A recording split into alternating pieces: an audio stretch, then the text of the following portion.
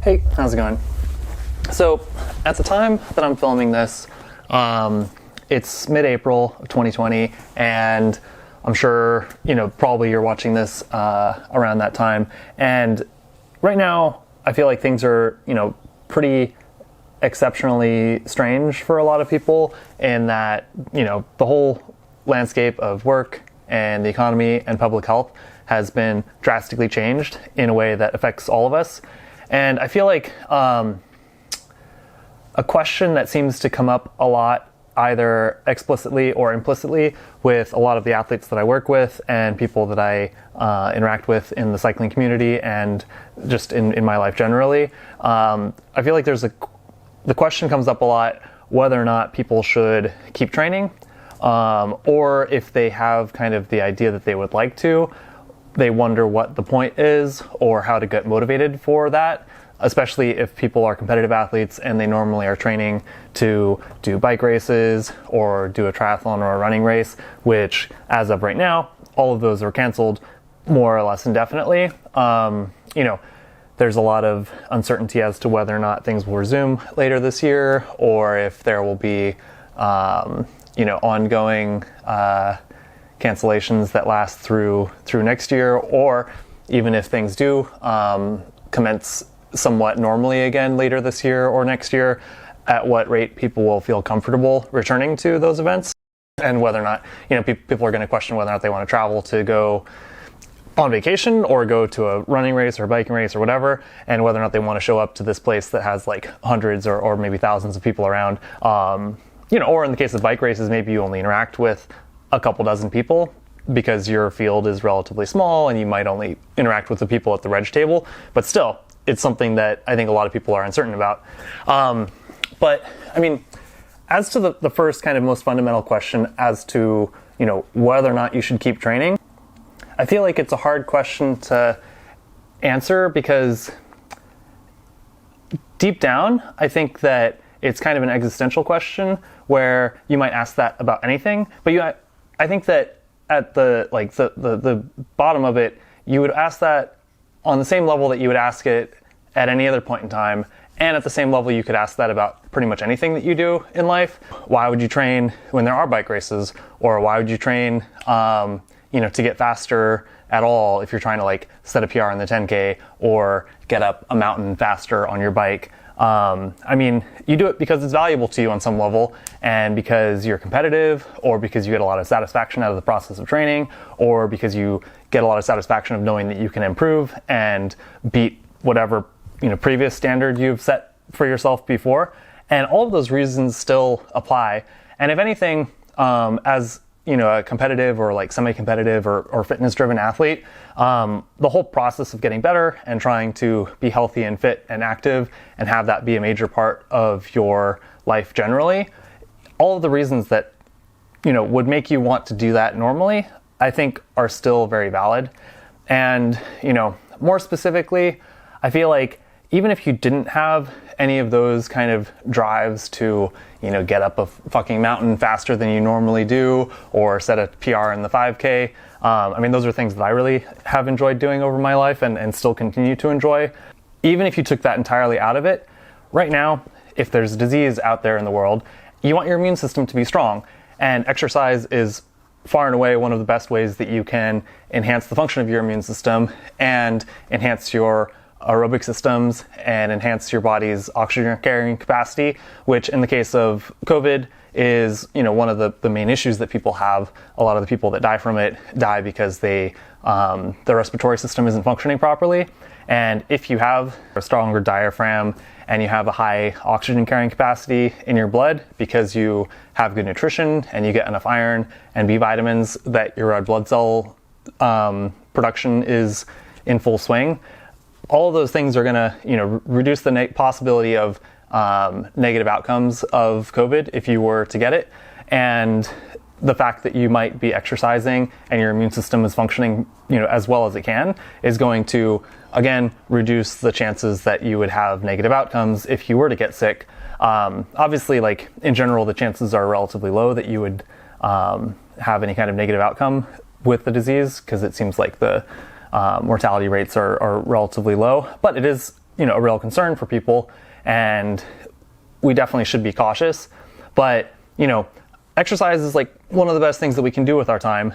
And aside from the fact that exercise helps your immune system work well, it helps you to be healthy and fit, and just makes your body like physically operate better.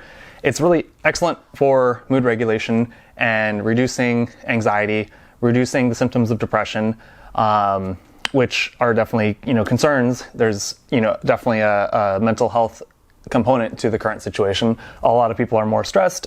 A lot of people are maybe relatively isolated because they are living at home alone, or living at home with just the same like 1 or 2 or 5 other people, and they basically don't see anyone else except for on occasion when they go to the store. And all the concerns that we have are valid concerns, but none of them will get any better if you stop exercising.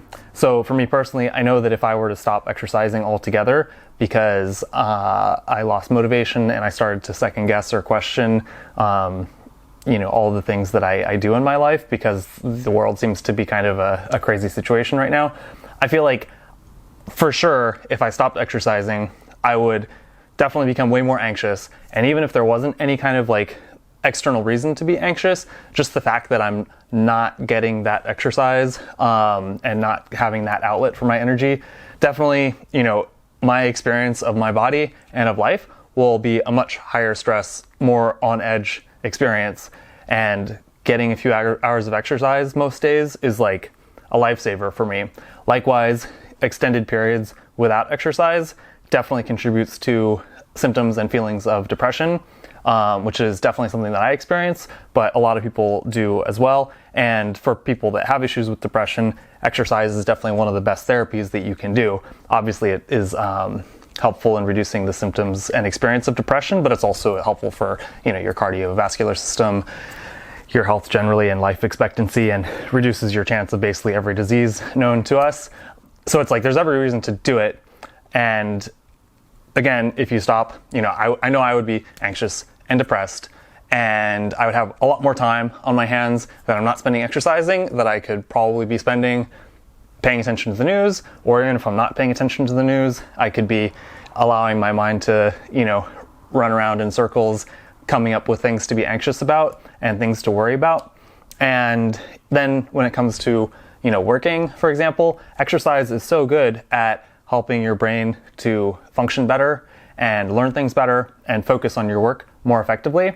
And if you are trying to solve problems or be creative, whether or not you're like a creative person that paints or plays music or writes music, or if you're a computer programmer and you have to be creative in solving problems that you're working on, creativity is enhanced when your brain is functioning well, and exercise, especially aerobic exercise, is one of the best things that you can do to enhance your brain function.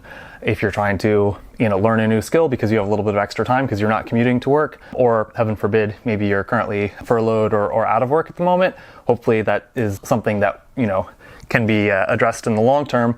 But if you have free time, because you're not commuting or what have you, like if you're trying to learn something, if you're trying to build a new skill, if you're trying to apply for jobs, being frazzled and anxious and not having good focus are not going to help you in that endeavor. So even if you are maybe mostly stuck at home and it's not even safe to go outside and exercise, or not even safe, but more like if it's permitted, just do some stuff at home, do some core work. If you have an indoor trainer or a treadmill, I would encourage you to use it. Even if it was just 20 minutes a day, that's going to be infinitely better than doing nothing at all. And, if you are lucky enough to be in a place where you can go outside legally and safely to exercise, I would encourage you to do that, because being outside is definitely one of the other things that our brains and our bodies are hardwired to benefit from. So, I know that it's a rough time for a lot of people, and all of us have different issues that are coming up, whether it's concerns about health for ourselves or our families or our friends, whether it's concerned about finances and employment and related issues. That can be a challenging thing, but none of it will be better if you don't give your body what it needs to thrive, which, among other things, is, good hydration, good sleep, consistent sleep and plenty of it, good diet as much as you are able to, and exercise. And most of those things you kind of have to do anyway. Like, you have to sleep. Hopefully you can do it regular hours and adequate quantities. Obviously we all eat pretty much every day. Hopefully you can do your best to proactively choose to eat healthy things, because that's another thing that can really enhance our mental performance and improve our mood. Eating really crappy foods is not going to be as good for your mood as eating, a lot of plants and unprocessed foods. But, because things are hard and because our brains are maybe sometimes busy worrying about things, we shouldn't lose track of the things that we know work well and help our bodies to feel their best and support our brains and our moods as well as they possibly can. I would definitely encourage you, in whatever form you are able to exercise regularly, hopefully every day, even if it's just a little bit. If you're getting anxious, go for a 10-minute walk if you can. Do some push-ups and crunches. Hop on the trainer. And definitely, I know that for somebody that has had, issues with anxiety and depression over the years, I am doubling down on my intention of exercising every day at this time. Even in the past, when I've trained pretty hard, I've taken days completely off. And right now, I'm just kind of fully embracing the fact that I love training and exercising, and I know that I'll feel better and focus better and perform better at my work and in my relationships if I am, physically thriving a little bit better. Luckily, I live in a place where I can do that, and I can go outside most days, pretty safely and legally. But I would definitely, encourage you to take care of yourself and take care of your body. And, our bodies are, the vehicle through which we experience life. And if we don't take care of them, it will have a detrimental effect on our experience of life. So I hope that you stay well and stay healthy, and I'll see you in another video. Thanks. Bye.